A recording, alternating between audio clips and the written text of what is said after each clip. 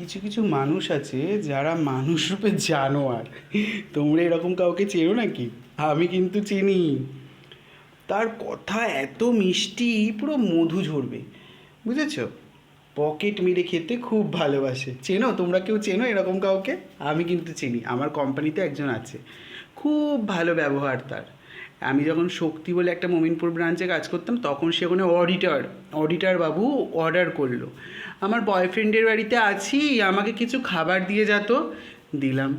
By one get one cake দিত সেই সময়, বাই ওয়ান গেট ওয়ান কেকও দিল। ওর কোন আরেক বয়ফ্রেন্ডকে দিল, যাই হোক। তো সেই টাকাও দিল না, যেই টাকাটা পাঠালাম সেই টাকার প্রোডাক্টের টাকাটাও দিল না।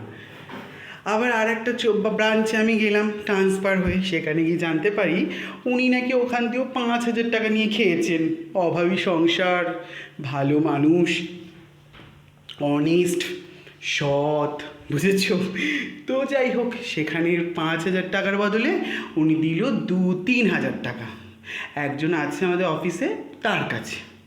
আমরা যদি খেয়ে নিই, আর 2,000 টাকাটা কী করলো জানেন?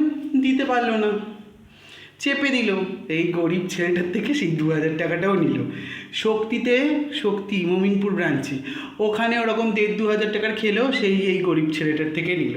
চৌরাস্তা ব্রাঞ্চের 2,000 টাকাটাও এই ছেলেটার থেকে নিল। আর কি করলো, বেহালা ব্রাঞ্চে ওখান থেকে নিল 1,100 টাকা। 1,000 টাকা দিল, কারণ ওখানে যে ছেলেটা ছিল সে শক্তভক্ত ছেলে, 1,000 টাকা তাকে দিয়ে দিল। আর 100 টাকা এই ছেলেটার থেকে নিল। তাহলে আপনারাই বলুন তো কতটা সৎ সেই ছেলেটা।